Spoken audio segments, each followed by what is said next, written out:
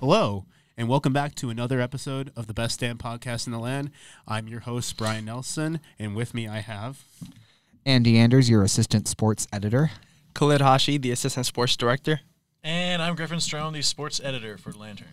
And today we are going to be recapping, doing a reflection on the Ohio State-Florida Atlantic game, talking about Justin Fields and how he played in his debut, also taking time to focus on the defense. And then we'll talk about a few other sports like the men's soccer team and highlight some of their accomplishments over the past week.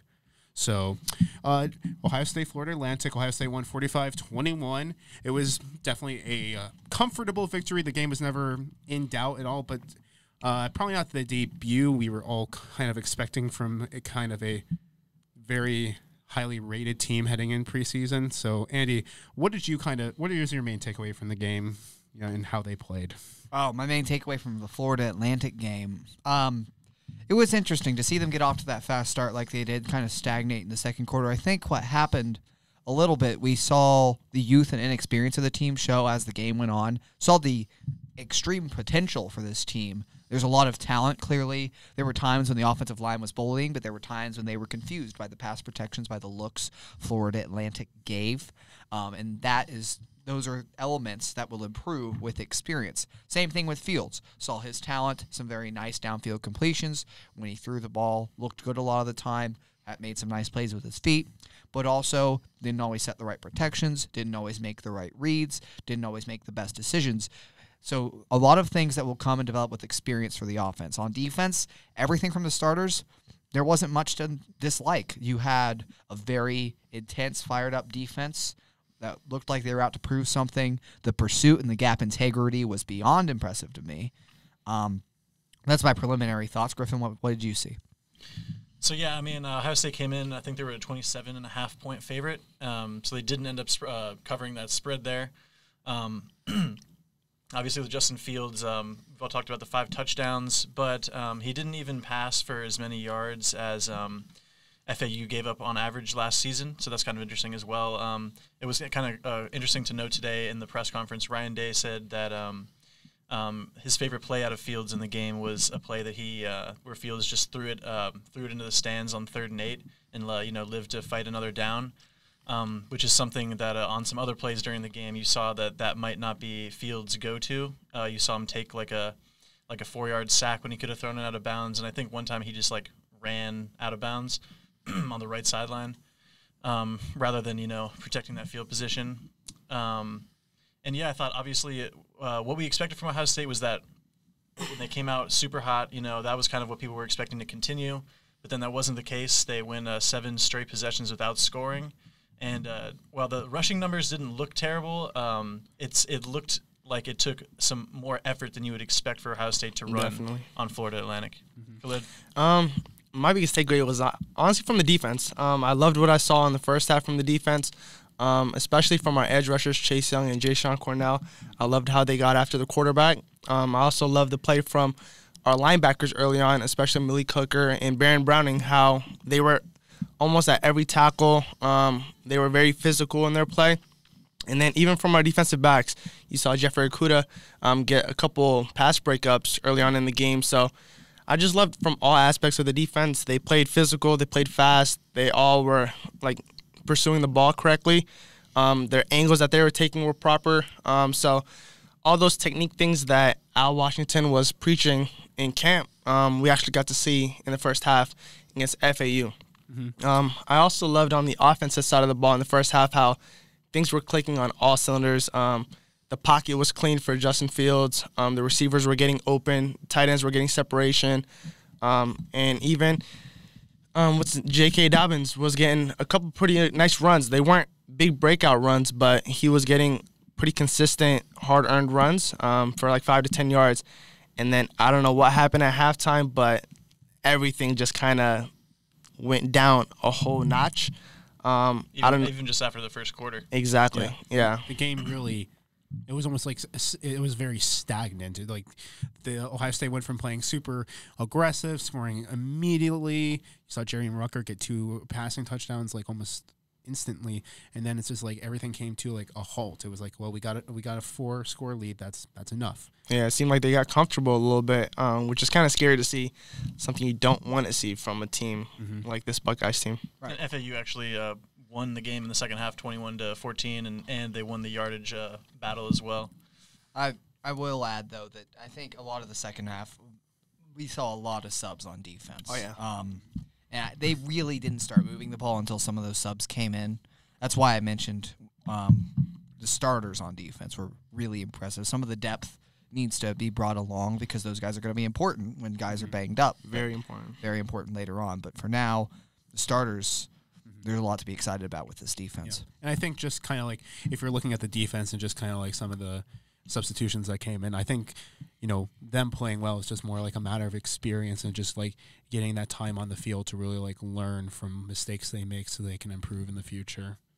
So, but I also do want to talk about Justin Fields a little bit more just because I think we did see those flashes of brilliance from him, but I just want to ask you guys, do you think that he lived up kind of to like all this hype around him from like just his first game? I think so. Honestly, his first game, no one really knew what to expect. We knew he could run, but a lot of people were wanting to see like his passing ability, and I think he showed a pretty good array of like his passing skills with a couple nice throws, accurate throws, and also I just loved how he was being smart with the ball.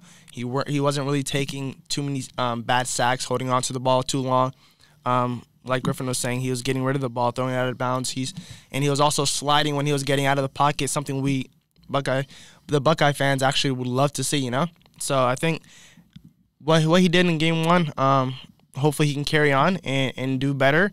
Hopefully he's not satisfied with his performance and he can build off of that. One interesting thing to note, Fields in the press conference today was talking about how he was super sore after Saturday because obviously he hasn't taken live hits like that in practice. And you saw him pretty early. I think it was on that pass to Olave near the sideline that Olave ended up dropping. Oh yeah. Fields just got whacked on that one. Really And I think people wanted to see how he would respond to actually taking some contact. And he is such a run-heavy quarterback. And people are wondering, like, is that something that you can sustain, for an entire season, especially with some of the injuries we've seen Ohio State quarterbacks have in the past years. And he said that he went to the training room and they asked him what hurt, and he said everything.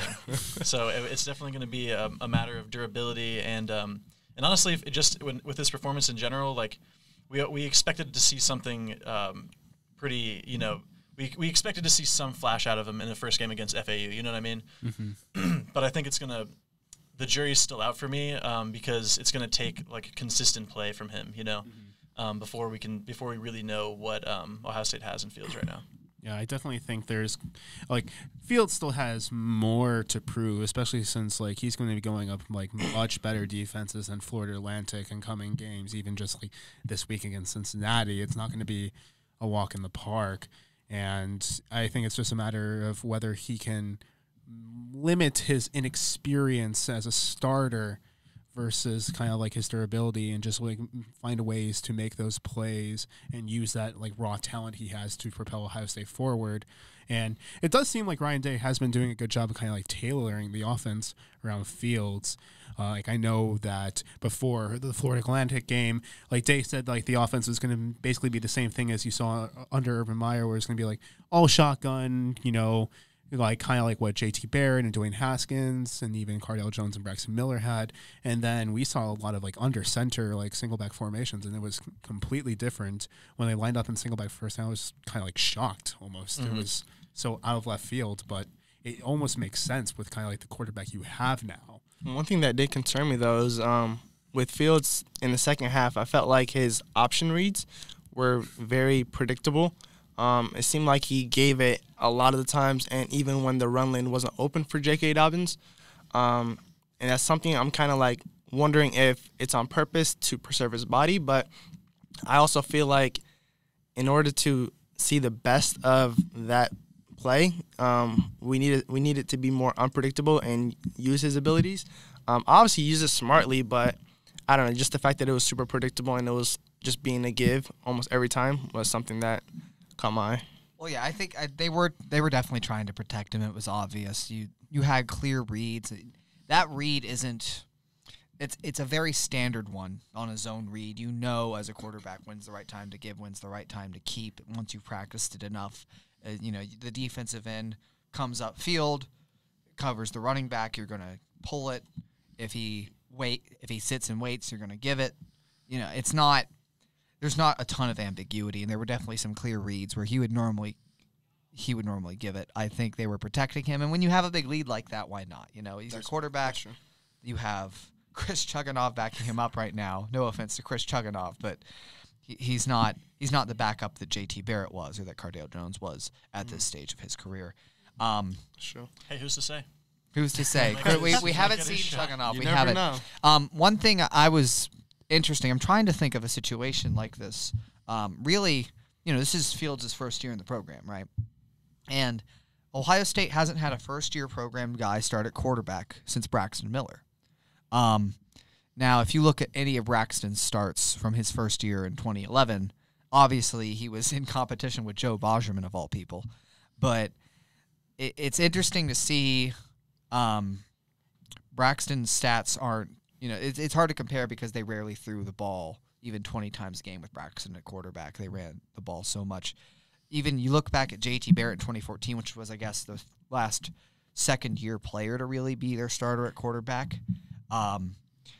His debut against Navy, 12 for 15, 2 touchdowns, 1 pick, 9 carries for 50 yards. Comparable, but not a big sample size, right? 226 yards on 15 passing attempts is very good, but only 15 passing attempts.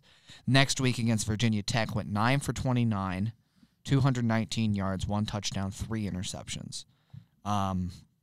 So there's a lot of growth that happens no matter how talented you are at quarterback. And I think this is patience. There's this patience that's required. It'll be interesting to see against a more creative defensive mind this week because Florida Atlantic's defense last year ranked pretty low. I'm really interested to see what he can do against a Fickell defense, and it's the best defense he's going to see for a while. Mm-hmm. Mm-hmm. I think this is a game that JK is going to be needed heavily. We're going to need to see that running game get going a little bit more. We're going to need the offensive line to create bigger holes for him to break through a couple longer yards, just for Justin Fields to feel more comfortable because, like you said, this defense that's coming up isn't FAU. They were ranked top 10 last year, and they're returning, 7 starters on the defense? Yeah. Yeah. So, and Luke Fickell, he's a pretty good defensive-minded coach. So, Justin Fields and Ryan Day are going to have their hands full. That's for sure. Right. Yeah, especially since you look at what kind of like the Florida Atlantic defense did more in the second half that kind of led to those, 7 scoreless possessions for Ohio State. I mean, obviously you could just argue that Ohio State was playing conservative and they didn't need to score, and they didn't. So, they had the game under wraps. But, Florida Atlantic was... I don't really know. It's not something you want to see. No, that's not something you ever want to say, or obviously. I mean, I'm just looking at this from a results-based standpoint. Right. So, they had the game pretty firmly underhand. But... it was very interesting to see just how the Florida Atlantic defense was kind of able to attack the Ohio State offensive line with some of the blitz schemes they ran. And the issue moving into this coming Saturday is how Cincinnati is going to be doing that, but much more and with much more talent and much more creativity with the type of schemes that they throw at this offensive line. And this offensive line was supposed to be one of the better positions for Ohio State. They have a lot of depth at it. They're supposed to be rotating starters, and the offensive line they were good. They did their job, but I was not necessarily wowed by their play on Saturday. I was more wowed the more I watched them. Went back and in preparation for this film room show we're trying to put together. Obviously, those of you who are listening don't know the behind the scenes here. We were supposed to record a film room TV show yesterday, and it's been delayed for multiple technical difficulties. Maybe that's a story for another time. But going back watching the game 2-3 more times, there was never a play on those situations where Fields were pressured, which there were too many against Florida Atlantic, but there was never a play where I watched and I said, he got beat. That offensive lineman got beaten pass pro. It was a miscommunication error. It was Florida Atlantic sent too many guys. They were in the wrong protection. It was just a well-timed blitz from a tough area to defend. A DB disguised it well, something like that. It was never – these guys are all individually highly capable, highly talented standout linemen. Jonah Jackson, 9 pancake blocks in a game. You know how hard that is to do at the collegiate level? Josh Myers had 6. This is according to the coaches. And even like you see, Wyatt Davis was really moving guys off the ball on film. You got Brandon Bowen in there, experienced starter. Munford. You could just see it. Like the push they were getting off the line was amazing. They just had trouble adjusting when Florida Atlantic started throwing some odd fronts at them. Some communication errors, some chemistry things that I really think it'll take work, but could get better with time. On a talent basis, though, the 5 individuals that are starting on this offensive line, I think they have the ability to be a very, very good group up front. Yeah. I'm not denying that they have the ability. Obviously, I mean they're all very highly rated recruits. They've all had a lot of time in the program. I guess my main issue of concern was, I mean, you say they'll take time for them to really gel with that chemistry, but I'm just worried that the Cincinnati game will not give them enough time to do that, because that's something that you kind of build over the season. Right, it is, but I don't think we can be real here. Cincinnati doesn't have the talent to actually knock off Ohio State. Absolutely. I'm not saying they do, but Fields might get banged around in that game. That is concerning, but you just can't see really a scenario where they pull this off other than something goes totally haywire up front. Fickell's a creative defensive mind. They might keep it close for a while, but it's going to be tough, even with the couple of offensive weapons they have to move the ball against this Ohio State defense. With the talent disparity is going to be very vast in this game. Let's just give the people some context about the Cincinnati team in the first place. So, Luke Fickell, obviously longtime coach at Ohio State. He was the defensive coordinator. He used to play at Ohio State, correct? Right. Yep. He was a defensive tackle when he was here. Yeah, long time. Set the record for consecutive starts at Ohio State, which I believe was just broken by Billy Price, if I remember correctly. I think you are correct. Yeah. A long Buckeye legacy for Luke Fickell. Obviously, he took over as the interim head coach for that 2011 season. That was that Braxton Miller season that we just talked about a bit ago. That wasn't a great season for the Buckeyes. No. Historically bad, record-wise. Inherited a terrible situation, though. You really can't. I don't think anyone would say that was Luke Fickell was the problem with that team, or anything like that. But anyway, he got his chance to be a head coach at Cincinnati. He took over for a 4-8 team. The defense in that 2016 season, the year before Luke Fickell took over, their defense was 55th out of 128 in opponents' points per game. Fickell takes over, not a turnover, not a huge turnaround that next season.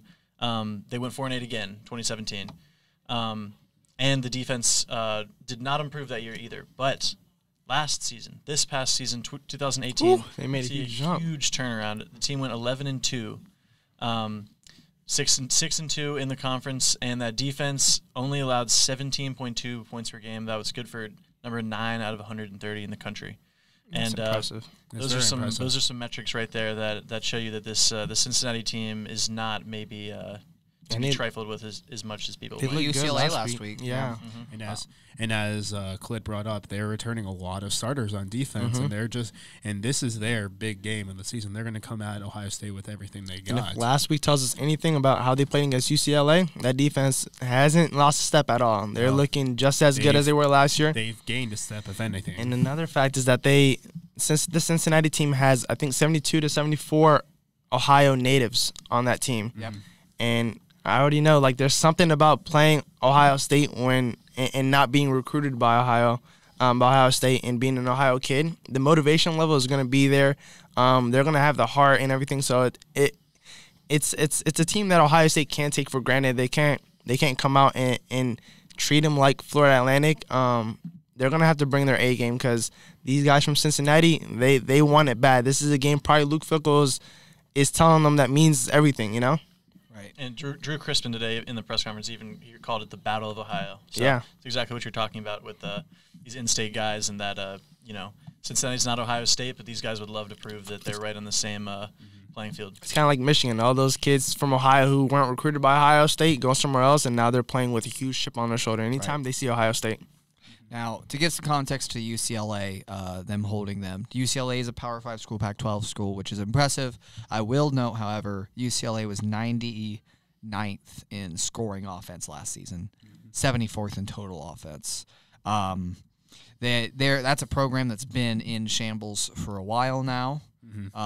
Chip Kelly last year, they went 3-9. So a Power 5 opponent, sure, but not the caliber of Ohio State by any means. That's true. Absolutely.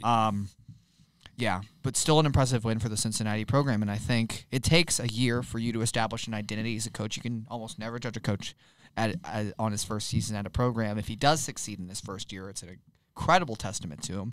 Only the greats really can turn a program around like that. Urban did it at Ohio State, of course. Nick Saban kind of at Alabama. Most guys need a year to get their system into place, and I think that's what you've seen from Luke Fickell at Cincinnati. Right. Changing that identity and that culture of the team. Well, let's not get it twisted, though. This is a team Ohio State should beat, and they have to beat. Right. And they have to beat in a dominant fashion. We're just saying, like, Cincinnati isn't as bad of a team as FAU. But nonetheless, this is a team Ohio State is way more talented than, and they should absolutely beat them by a pretty decent score. Now, Griffin, is there anyone specific from Cincinnati that stood out to you in your perusings about the team? Well, you know what, Andy? I'm looking at these stats right now, and there's one thing that's jumping out to me. Michael Warren II. He's a bad man. 20 touchdowns last year. And what about them yardage? That yardage total? 1,300 over yards. 1,300 yards, Oh, yeah. and another 200 receiving as well. And you look at the breakdown of passing and rushing on this team. They threw it 28 times a game, rushed it 46 times a game, and that's a big thing that the coaching staff was talking about today in the press conference. They said this is a Big Ten team, essentially, meaning that they like to run the ball down your throat. Yeah. They're a big, physical, tough team, and that's what Ohio State's going to be going up against. This is the game we'll see the testing of the linebacking corps for Ohio State. They're going to have their hands full with Michael Warren. 5'11", 220. Yeah. It's a big back. They actually had 4 different players that all rushed for over 485 yards last year. Just kind of impressive. Also, their quarterback's not pretty bad too himself.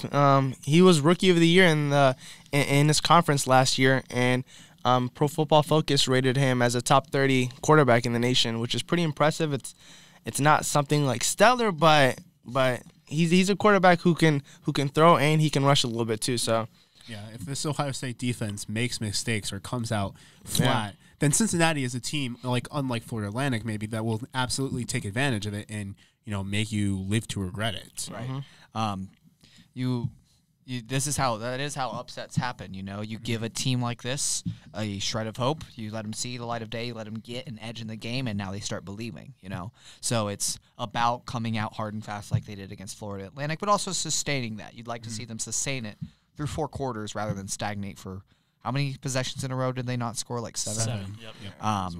So you'd rather see that, of course. I mean, you brought up J.T. Barrett in the 2014 team and his statistics against Virginia Tech. They lost that game against Virginia Tech. Now, obviously, they went on to win the national championship, but that is something to note. It's kind of a similar situation that you have to keep in mind that Cincinnati is a game that Ohio State should likely win, and they definitely have the favor to do so, but it is not a guaranteed win by any means.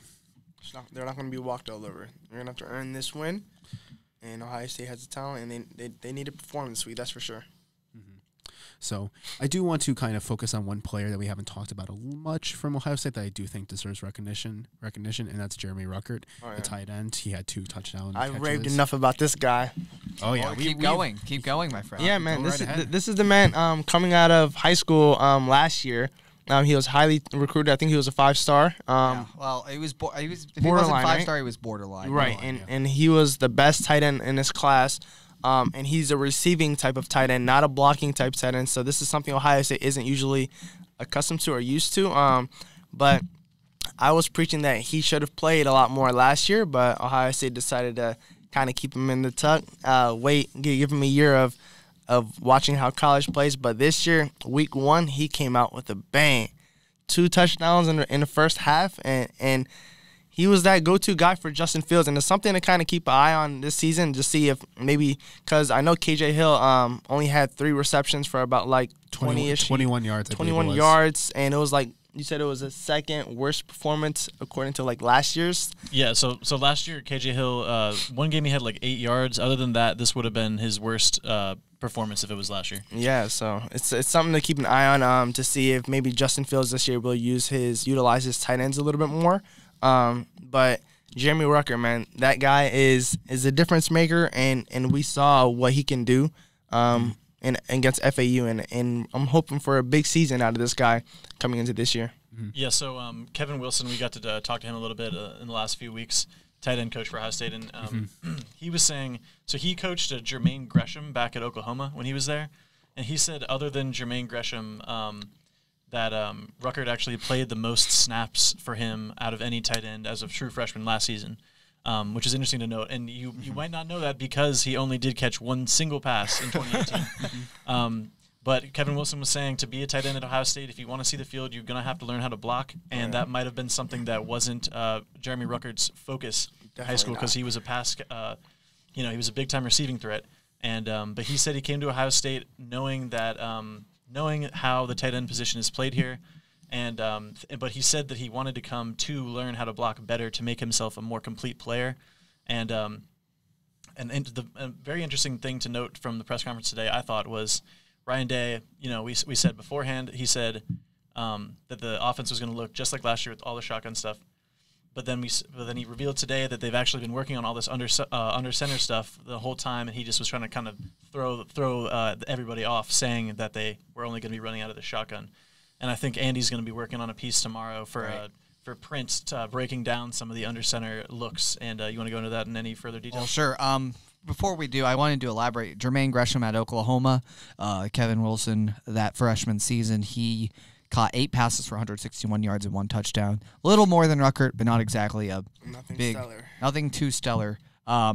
He went on to, in his junior year, 66 receptions, 950 yards, and 14 touchdowns. His final year at Oklahoma before he went pro. He's had a very good pro career. Not Hall of Fame caliber, but he had some really good seasons with the Bengals. I don't know if we're projecting this. It's quite the same trajectory necessarily. No, we're not necessarily projecting the same. We're not necessarily projecting the same trajectory for Ruckert, but I'm tripping over my words there. But hey, you never know, right? Mm-hmm. And I think this is the best receiving tight end they've had in a while, and it might be the most they used the tight end for a while. Compared him to Jake Stoneburner, who's a pretty nice receiving tight end back in. He felt underutilized in that offense. Oh, but, yeah. Like you were saying, the under center stuff. I think it's interesting that it's a very good. Ryan Day talks about balance a lot, and that you can throw all these different looks at a defense. And that has obvious advantages. You talk about the ability to, the difference between a power running scheme when you're under center and a zone running scheme when you're in the shotgun is that power scheme is more dictated on moving guys off the ball, pushing at the line of scrimmage. The running back, you're going to go to this hole. We're going to run it right down their throats. You can wear defenses out that way. Then you set up the play action and other things. Zone is, more based around the athletes that Ohio State has had in the Urban Meyer era, this sort of spread, very fast guys, athletic guys that can work in space. And in a zone blocking scheme as a lineman, you block a spot. You don't necessarily block a player. You step to a spot, take whoever's there, and you're instead of trying to push guys off the ball, you're occupying as many players as possible. And the running back then kind of finds his own way through the line. And I think having a mix of looks like that can have, like I said, obvious advantages because you have this balance where the defense is on their heels all the time, right? The disadvantage of running both those styles so frequently is that you can have problems with snaps, guys varying between shotgun, under center. Nothing wrong with Ohio State there so far, and I think that's more about time and reps. So, if a snap problem doesn't come up, then good. One thing that is less obvious, though, is switching between zone and power blocking as a lineman. And they're two completely different blocking styles. I didn't see any issues switching back and forth. I think more issues were with communication and those kinds of things with the offensive line Saturday. But that is something to watch for. If Ohio State the offensive linemen for Ohio State get too set in one mindset of, well, is this aggressive power blocking or is this zone blocking? We're occupying our guys blocking a spot here.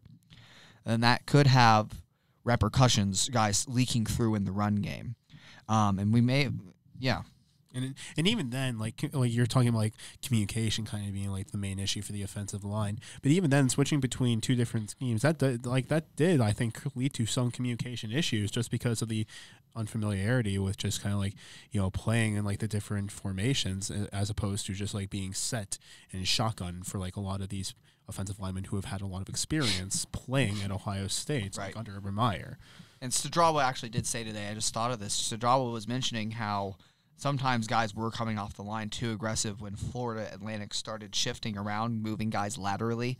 They were still firing out, trying to just blow guys off the ball. But when they're moving sideways away from you, you kind of overstep them, and you have to be a little more conservative in your footwork, a little more subtle so that you can engage them and then move them. So again, I really think that all of this offensive line's issues will come, or will be will be lessened with time. But it's interesting to see the amount of balance in the offense. And the coordination was great Saturday. The way different plays were set up. We got to see outside zone runs, setting up the inverted veer, and that's what you saw with the 51-yard touchdown with Fields.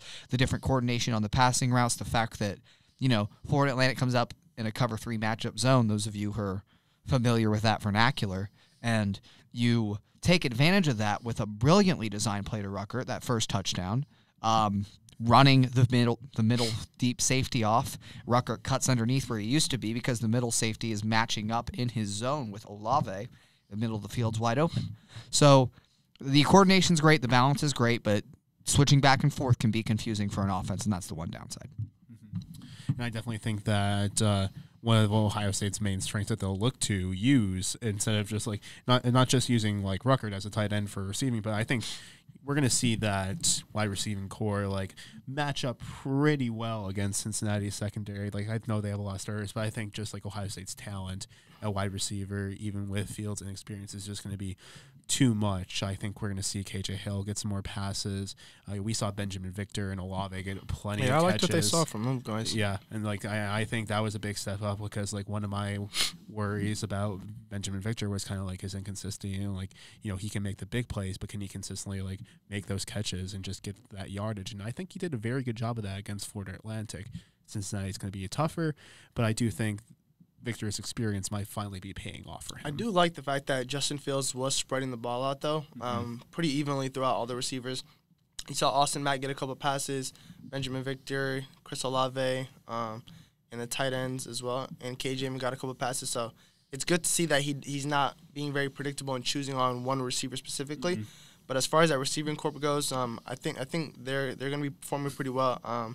Their routes seemed very crispy. Their separation that they were getting was amazing. On both touchdown passes to Chris Olave and Benjamin Victor, the separation was just it seemed like nobody was even guarding them at some points, So I expect better play as well over the season. Mm-hmm. Now, I do think that's all we kind of have for football in Ohio State, so I do want to touch on another Ohio State sport that's had some success recently, and that's the Ohio State men's soccer team. Oh, man. Ooh. Very men's soccer. I know, Here right? I was thinking that it was just football. Right? Well, it is still football. That is true.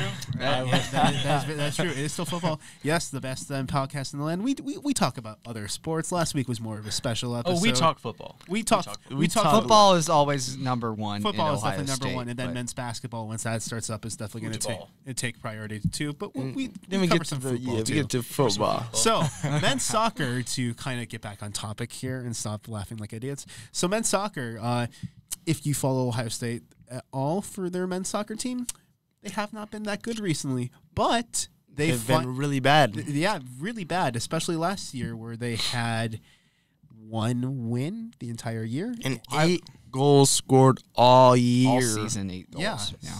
And I think heading That's pretty into pathetic. Their most recent game, they were on, a 17-game losing streak? Winless streak. Winless streak. Yeah, sorry. You include ties in that. Yeah, including ties. Yes, sorry. Right. I'm not a soccer guy, so the vernacular gets lost on me sometimes. Right. My friends make fun of me incessantly for I it. think it was 0-15-2 in that 17-game run. Close enough. Right, exactly. The soccer team, so I guess I'll take this one a little bit here. You had a first-year head coach last year. They lost a lot.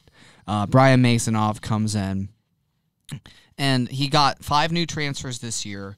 I've done a feature on one of them, Joe Ortiz, he comes from top 10 Air Force, and started there all last season. A top 10 program transfers to Ohio State.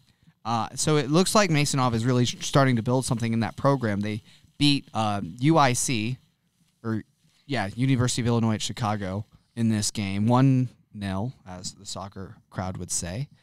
1-0. Can you tell I don't normally cover soccer? You seem like a pro. Seem like a pro out here. I played intramurals for a while. But I love stories as a writer, right? And a team that's coming off this 17-match winless streak, capturing that first win, coming out of an hour and 45-minute lightning delay in the second half. It was a crazy story, and I really, from what I've heard, and they've scored 4 goals in 2 games. Last year, they scored 8 goals in almost 20 games. So good signs for the soccer team, and I think that they'll be a much better team this year. Maybe not like Big Ten title competitor, but definitely going the right direction. Just to play devil's advocate, though, the team did start 1-1 last season, 500. They did. What were the scores of those games, though? 2-0 and 1-0. Yeah. Or nil, as they say. And they won. The 1-0 was their win, right? So they scored 1 goal in the 2 games. Yes. However, they looked back in November, and they hadn't won a game since August 26th. Right. So, you never know. We've got our beat writer, Eric Ameren, covering men's soccer this semester. If you want to keep up with the coverage on the team, head over to the Lantern Sports Twitter. Check us out online and look for those men's soccer stories. It might just be a Cinderella story in the works. Yeah, you never know. Never know. I mean, anything can happen in sports, and soccer is it's not a sport where you always know what's going to happen because it's very fluid with, just like all the people on the field and, kind of how the ball is going back and forth. If you can tell, I've literally never watched soccer. So I apologize to any soccer fans out there that I am offending. That includes my little brother. And that includes like my roommate and everything. Yes, it's I apologize. Right. Yeah, with the soccer team though, it's going to be a slow rebuild, but I think things will be starting to head upwards a little bit here soon. Absolutely. Just as it goes with any program, it's going to take a couple it's years. New everything, new coach who's riding He's in his second year. Yeah. We did just talk about how coaches needing that first season to establish the identity and the culture of a program. Change things around and kind of build the program up in their image to a certain extent. Right. Yeah. Get their guys in, so to speak. And exactly. Did that 5 transfers in the offseason for that team. And a revamped defensive backfield completely. CC Uche is returning for them in the backfield, and they got Joe Ortiz to go alongside of him. Masonov has mentioned that they're really trying to build up their attack, and it was nice to see, again, them get 4 goals in 2 games, have their total from last year in 2 contests. So I know he's happy with the progress they've made. I looked at some of the quotes that he gave after the soccer game that they won, and I'd expect better things from them in the future. Yeah, I definitely see more wins for them in the future, and at the very least, hopefully, some ties. I don't think they're going to be just losing games left and right anymore. I think these transfers are going to really help this team, pull out some victories. Hopefully, they give you a reason to start watching soccer. I enjoy watching soccer. I just did not grow up. I did not grow up with it in my life necessarily. It was not a sport that I was indoctrinated into, as you would put it. Football, basketball, and baseball. We do not need my whole life story here. But why not? That can be a special edition podcast, Andy, if you so desire. If the people want it. TBDPITL, the Brian Nelson story. All right. See the headline now. Well, I think that's a good spot to end it on. Fitting conclusion point. Fitting conclusion. So that's all we have time for today, folks. Please, if you've watched, thank you so much. We really appreciate the support. And please tune in next week when we'll talk about how the Cincinnati game went and any other interesting sports events and news going on in Ohio State. Absolutely. With Andy Griffin Strom. I messed up again. With the name is so good, you've got to say it twice. The Andy Griffin, with Andy Anders, Griffin Strom, and Khalid Hashi. I'm Brian Nelson, and this has been another episode of the Best Damn Pod in the Land. Bye, guys. See ya. Peace out.